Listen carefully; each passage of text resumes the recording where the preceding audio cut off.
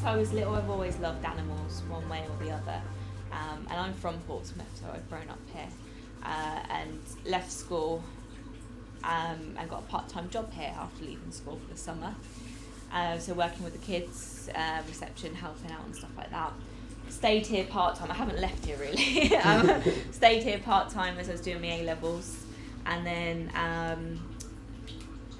left, did some travelling, come back, and there was an Aquarist position going, because I was helping the guys out when I used to work here. Luckily they knew me and they thought I knew I was reliable, and then got my job that way and carried on with the animals, which was quite lucky. Obviously I got my job and carried on working here, and now I'm second in charge of the animals. So I'm one of the senior aquarists of the group, which is quite handy. But it's always good to keep your education part of it up. So I'm studying part-time at Sparshot College, doing a foundation degree in zoo resource management.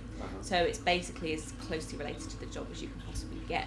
So it's looking at things like breeding programs, nutrition for animals, behaviour and all those types of things.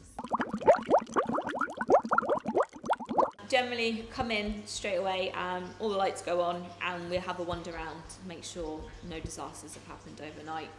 If you walk into a flood, then that's when you're like, oh no, what's happened? But yeah, so make sure everything is how it should be, how you left it in the evening. Check on all the fish, make sure there's no one's been bullied overnight and battered, or no one's carped it overnight. Make sure everybody's okay. If one's looking ill, remove it, pop it into quarantine. So make sure the place is fine for the customers to come in and see as well. So things like general tidiness, cleaning the glass up, we do wash windows and stuff like that as well. Make sure that's all ready for the customers to come in before 10. And then we have a routines list for every day of the week. So certain types of feeding happens on certain types of days. Certain things need to be done every single day, like frogs, reptiles need to be done every day because they need to make sure they have a moist environment, so things like spraying needs to be done. So we assign whoever's into each job, and we crack on with those, make sure they're done because they're a must, that has to be done every day. And then hopefully anything else we can get on top of that is an added bonus. So things like stripping down the tank completely, to refeed, to clean out, and also for maybe getting new fish in to make sure that they're okay. If we've got any school groups in, any presentations that need doing. We also do the talks on the hour, every hour, for the general public that comes in. However, the main reason why he's popular is because he gets very big. Now this one is still pretty much like a baby compared to his real size, okay? So he can get from here to here when he's fully grown, okay?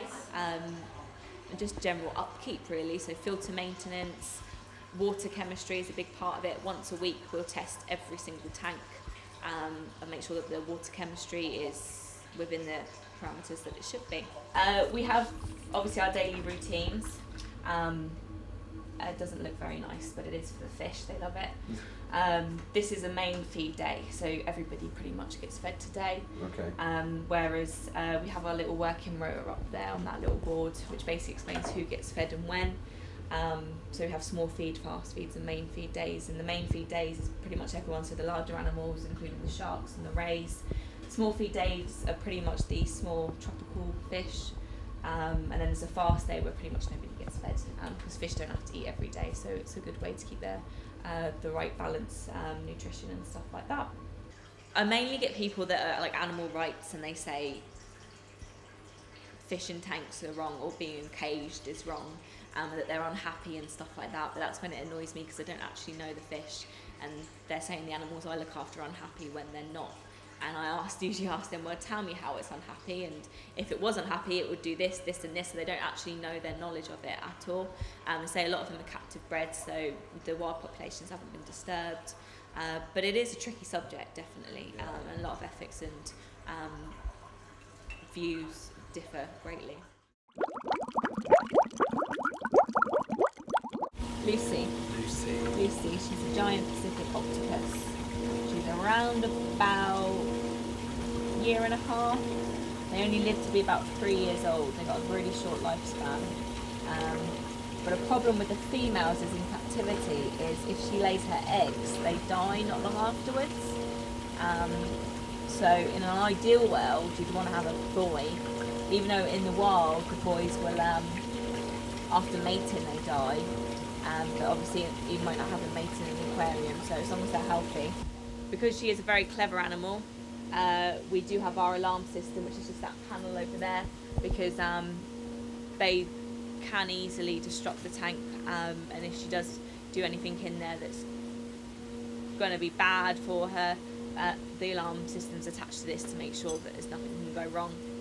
And also she's one of the most sensitive animals as well. Because she's a deep sea animal, it's got to be kept at about 9 degrees in there. If the thermostats break overnight, if that temperature goes up too high, she's going to be affected by it quite quickly. So that's why we do have an alarm system attached to this as well. Definitely is. Everybody remembers her when they leave, and they always come back and ask if Dottie's still here. Because she's going to be getting a bit bigger, so she's going to be moved on to a bigger aquarium soon. And people always go, oh, she's still here, she's still here.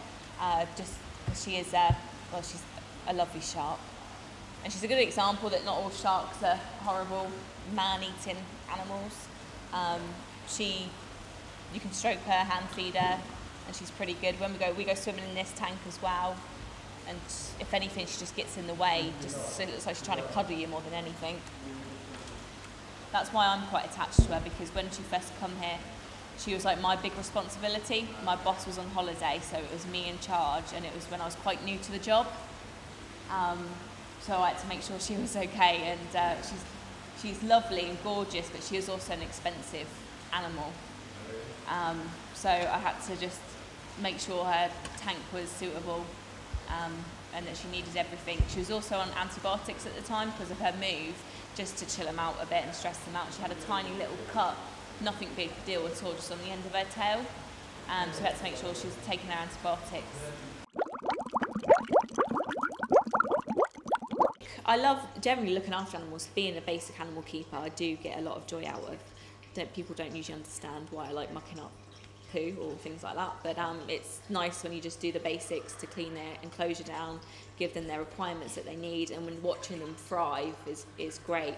But ultimately, conservation is a knock-on effect, hopefully. So teaching people about them, people seeing them in their natural behaviours, and it all should contribute to the conservation of them, and in one way or another. I think from now, I'd like to say I would like to stay with the animals, definitely. But there's always option there if it doesn't pan out that way, I suppose. The animal industry is very high competition. You have to do it for the love of the animals, and you have to be prepared to move about a lot. Not great money and things like that, so it's got to be purely for the love of the animals. So I'd like to stick at it for a while longer at least, and see what comes up.